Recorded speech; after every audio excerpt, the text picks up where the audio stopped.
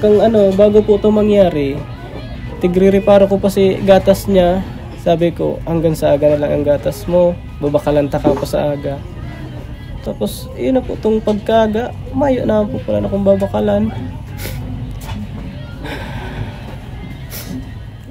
Hanggang ngayon, hindi pa rin makapaniwala at hindi pa matanggap ng mag-asawang Hazel at John Mark ng Barangay Suwa, Kanaaman, Camarines Sur na sa isang iglap, wala na ang kanilang bunsong anak na 7 buwan pa lamang.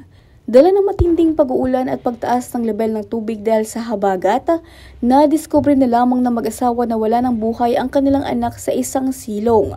Dito sa kusinang ito, makikita pa ang bakas ng tumaas na tubig mula sa palayan na nasa likod lang ng kanilang bahay. Pangyari ka to, ako po kaya luluto akong kutsinta, nagtitinda pa po ko sa baaw.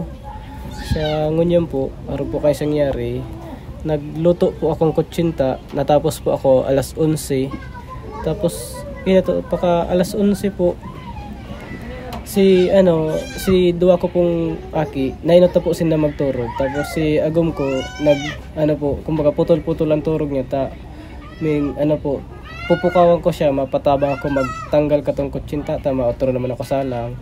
Kaya kumbaga putol-putol ang turog niya, kaya tungkaonan po ini. Tapos tapos ko pong alas 11, turog na po sila ng tulo. Pag nagturog na po ako. Tapos alauna po, nagpupungot si Bibi. Nagpupungot na. Tapos kinarga niya po.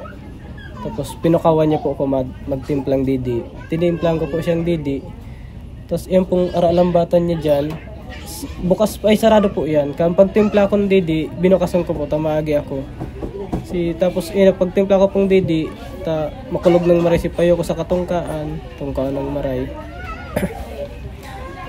Timplang ko didi. Pagpatimpla ko po pagpatimpla ko, tigpadidi mi na po. Sabay turog po kami.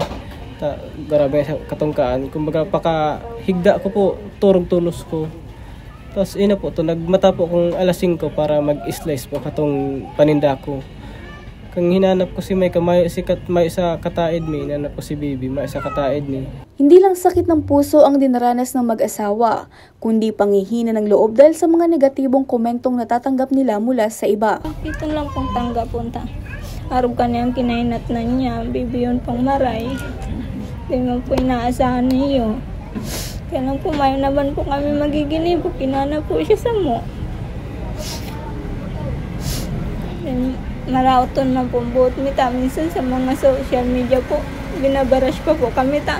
Kisyo pa bayada po kami magurang. Sana po, dahil man po ninda kami sisihon na. Sa nangyari, taday may man po iniginusto. Sa kasalukuyan, ang paggawa at pagbebenta ng kakanin tulad ng kutsinta ang tanging hanap buhay ng mag-asawa. Dala ng malaking pangangailangan para sa pagpapalibing ng kanilang anak na nanawagan sila ng tulong. Sa mga kadangog po kanina, mahagad na lang po akong tabang sa Indo para sa pagpapalubong kang aki ko sa mga lakawan ni po. Ako po, dahil po ako makatinda, dahil ko makahanap buhay. Makatabang lamang ko mayo, dahil po ako hanap buhay. Kaya sa Indo pong mga nakakadangog, mahagad na lang po akong tabang o mapadikit, mapadakol. Salamat po. Sa mga nagnanais tumulong, maaaring magpadala sa GCash number ni John Mark na makikita sa screen o personal na sumadya sa kanilang bahay sa Barangay Suwa, Kanaaman, Camarines Sur. Regine Boy, CSN.